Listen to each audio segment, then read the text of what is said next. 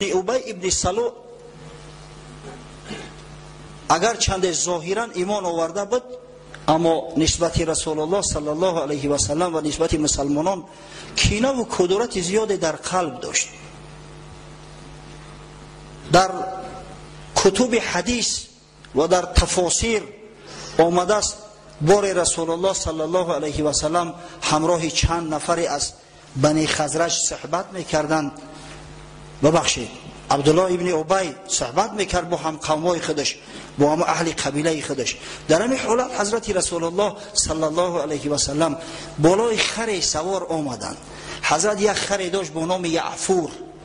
محبت مسلمانان را ببینید که حتی نام خران و نام اسبها و نام خشیرهای و نام شتران حبیب خدا محمد صلی الله علیه و سلم را در تاریخ ثبت ساختند و در قلبهاش حفظ نمودند. آمد حضرت به اینا سلام علیک کرد، احوال پرسیشون میکرد که همین وقت خر شوشه انداخت، پیشاب کرد. عبدالله ابن ابی که منافق بود به هر راه و وسیله میخواست که یک نشه با وجود مبارک رسول الله صلی الله علیه و سلم خلاند. گفت یا محمد صلی الله علیه و سلم، تا عیش ما را منغص کردی. در این مجلس ما خوشبو کرده ایم خدمونه، مشک زده ایم، کافر زده ایم و تا این خری به ادب آوردی خر پیشاب انداخت، بوی پیشابش همه را فرا گرفت، بنیامون را سوخته گرفت. همین وقت حضرت عبدالله ابن ابی رواحه که یکی از همین خزرجی ها است، از گریبان سردار قبیله شو از عبدالله ابن ابی گرفت. گفت تو بدبخت منافق چی گفتی؟ قسم به خدا گفت بوی پیشاب خری رسول الله صلی الله علیه و سلم برای ما از بوی مشک عنبر تا هزاران مراتب گواراتر است.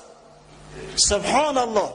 از این خاطر عبدالله ابن ابی موضع را میدانست که اگر اسلام نیارد همو آبرو و عزت اندکی که دارد در میان قوم همو را از دست میدهد. از همین خاطر اسلام آورده بود به ظاهر اما در باطن کافر بود، یعنی منافق بود و یک گروه هم همراهش بود که تا زمان آخر حیاتشان از نفاق دست نتافتند.